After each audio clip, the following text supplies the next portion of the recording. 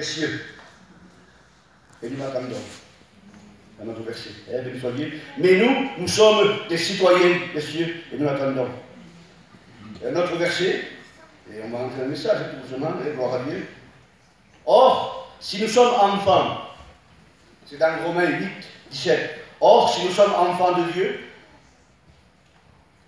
gloire à Dieu, nous sommes aussi héritiers. Héritiers de Dieu. Et co-héritiers de Christ. Gloire à Dieu. Un autre verset dit, dans Colossiens, vous savez ce qu'il dit? Gloire à Dieu. Rendez grâce au Père, qu'il vous a rendu capable, chacun de nous a été des incapables, hein, notre destin c'était l'enfer, le tourment. Mais il dit, rendez grâce à Dieu, au Père, qui vous a rendu capable, amen, d'avoir part à l'héritage des saints. Béni soit Dieu. Alors on continue la lecture, hein, parce qu'il faut que la parole, elle pénètre dans nos cœurs ce matin. Béni soit Dieu, on continue la lecture. Alors qu'est-ce qu'on va écouter? Vous le savez comme moi, on le sait. Hein, béni soit Dieu. Amen. On sait ce qu'on va écouter. Si vraiment on est citoyen de Dieu, si on est enfant de Dieu, on sait ce qu'on va écouter. Ce qu'Abiel a dit dans le cantique. Que mes yeux que je verrai. Ils verront le Sauveur. Amen. Tu verras ton berger, tu verras ton Sauveur. On verra même, je me suis pour les personnes qui étaient en deuil ce matin, ceux qui nous ont devancés. On les verra. S'ils sont partis malades, ils sont partis peut-être, mais là-bas, on les verra en bonne santé. Et on sera pour l'éternité avec eux. Et ça doit réjouir notre esprit, nos entrailles. Comme je priais ces jours-ci, je priais ce matin, Seigneur, ça, il faut que ça réjouisse mon cœur, mes entrailles, mon âme, nous réjouir de savoir que tu es proche. De savoir que tu reviens nous chercher, parce que le Seigneur, on ne vit pas sur la terre, au nom de Jésus, on est sur la terre de passage, de Dieu, un jour ou l'autre, on doit quitter cette terre, soit il revient nous chercher sur une nuit, ou soit je peux quitter cette terre. Ce verset dit, prépare-toi à la rencontre de ton Dieu. Un autre verset dit, sois prêt à rencontrer ton Dieu. D'une façon ou d'une autre, peuple de Dieu, ami, tu es là, on doit rencontrer le Seigneur. Béni soit Dieu, soit je ferme les yeux, ou soit c'est lui qui vient nous chercher de se venir.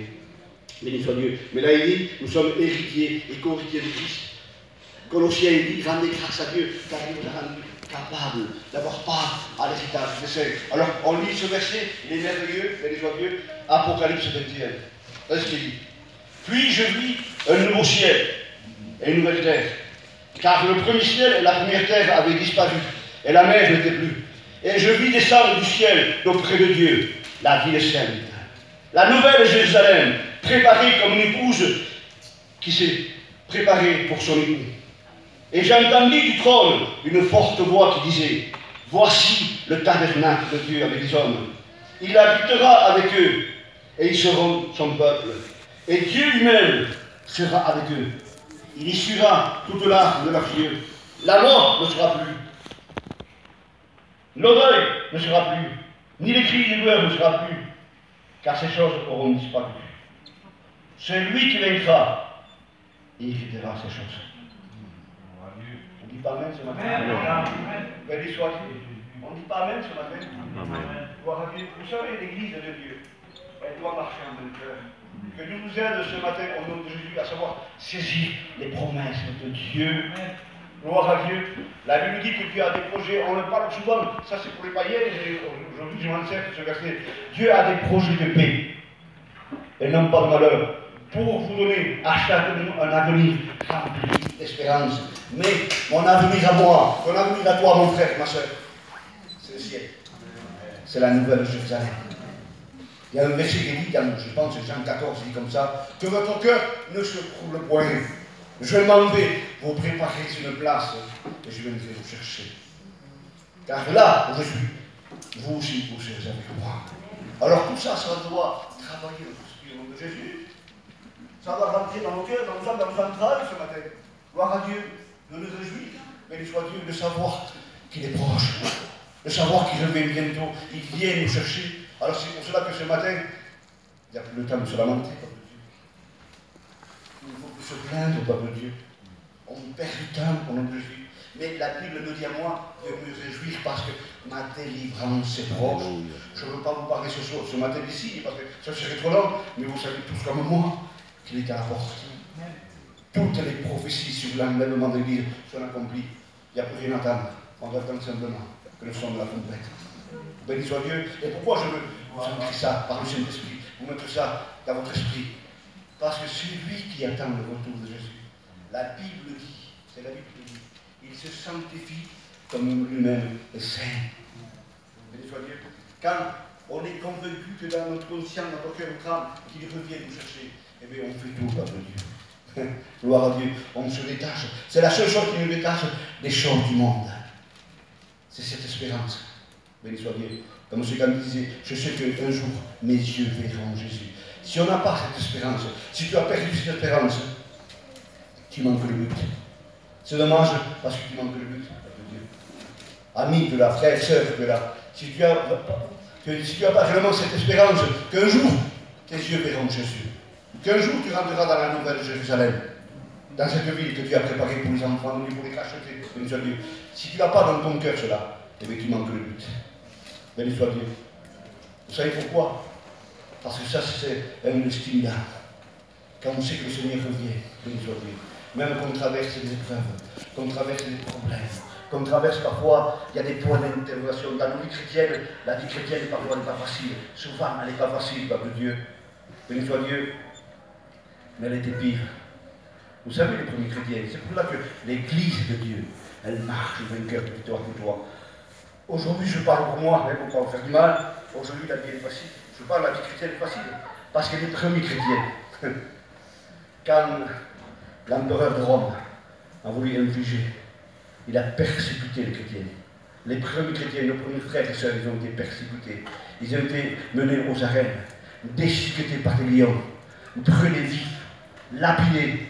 Et malgré ça, ils chantaient des cantiques. Béni soit Dieu. L'ennemi fait toujours la guerre, il fera toujours la guerre contre l'Église de Dieu. De tout temps, de tout temps. Et il y a longtemps de ça, j'avais lu un livre de Richard Huguet, il disait comme ça, l'Église du silence. Au temps où il y avait le communisme, quand ils étaient persécutés. Je vous promets, quand j'ai lu ce livre du Seigneur à côté, je me suis vu vraiment comme un religieux. Des chrétiens qui ont été persécutés.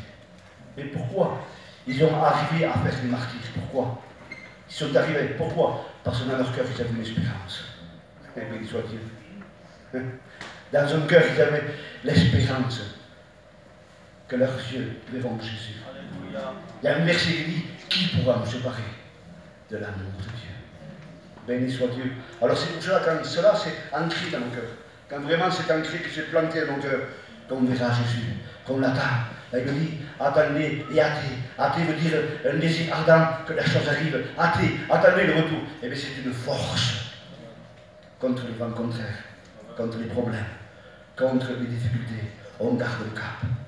Parce que je sais que notre récompense sera grande.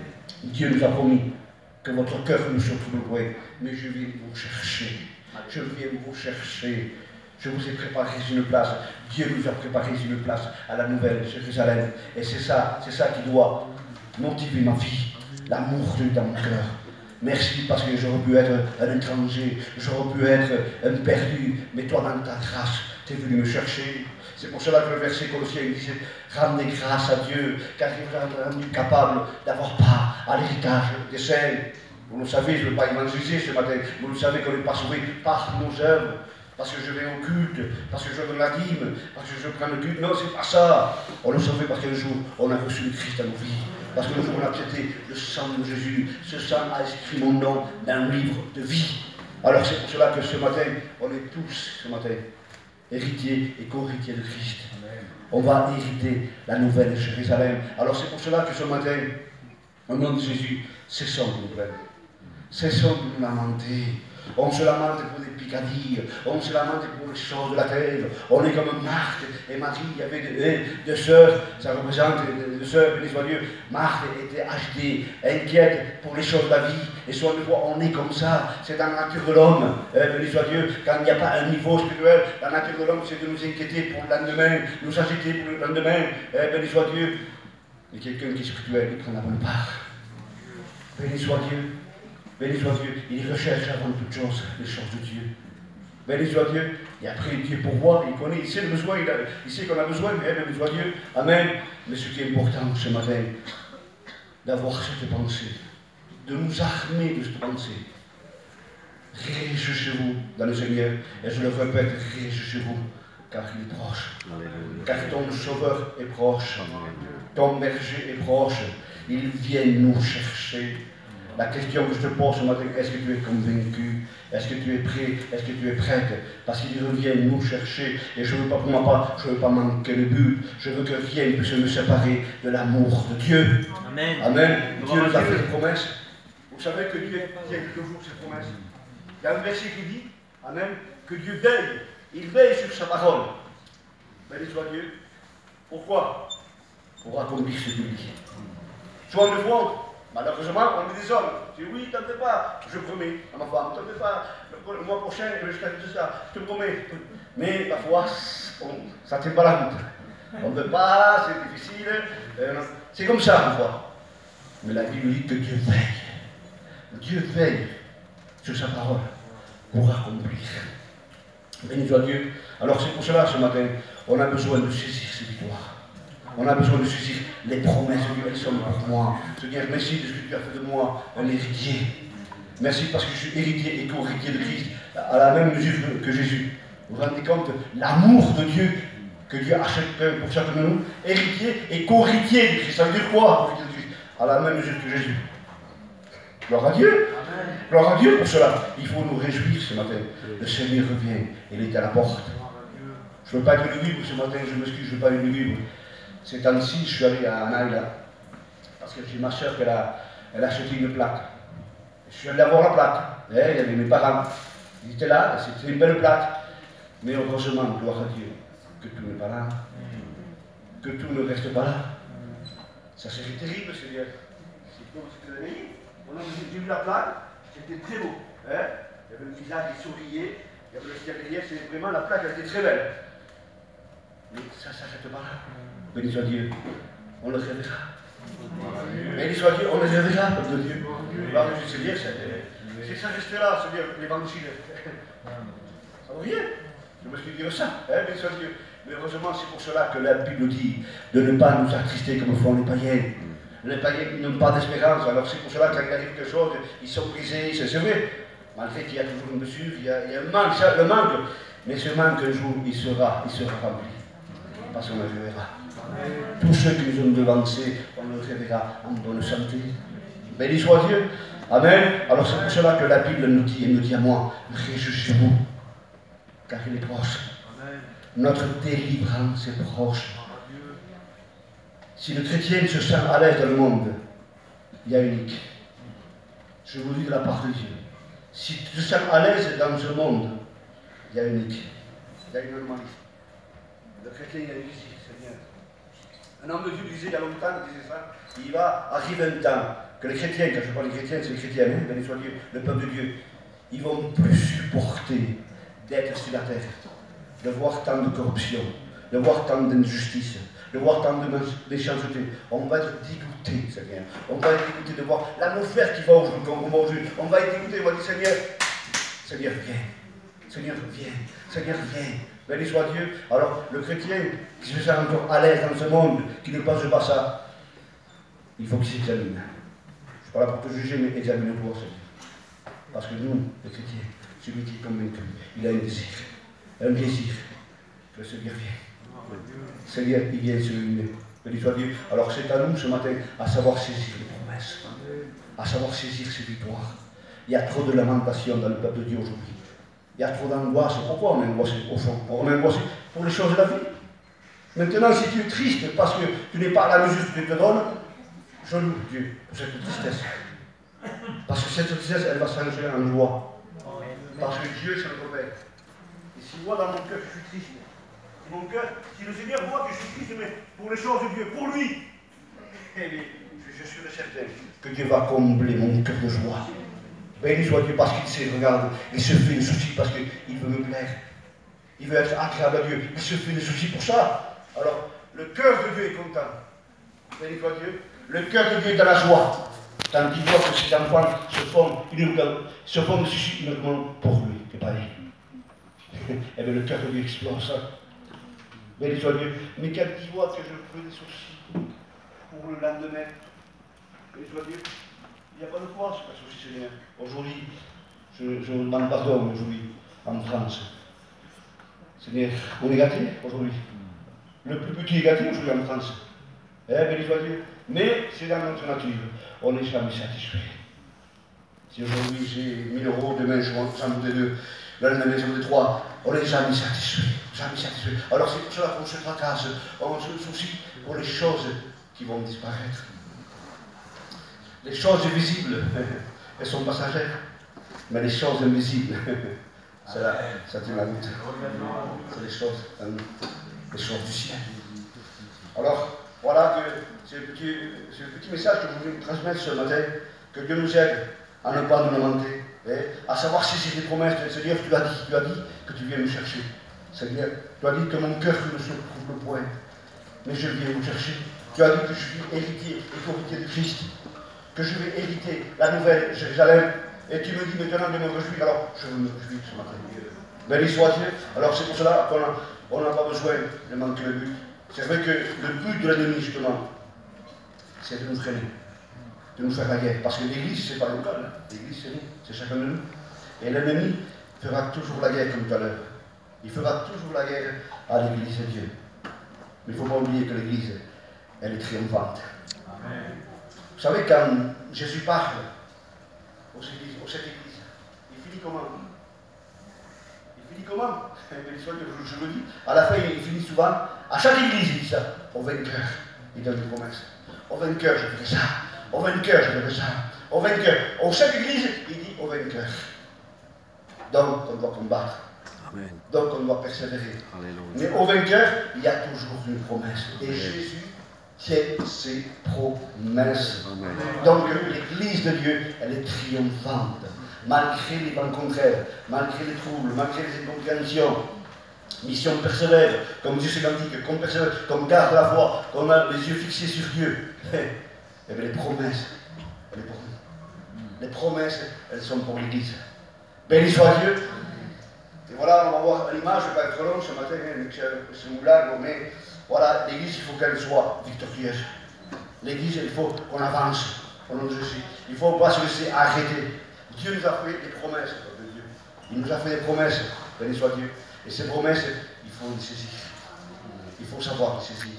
Et parfois, on ne sait pas les saisir. On va lire, on va rentrer maintenant dans le petit message que vous allez voir. Dans Genèse, regarde, gloire à Dieu.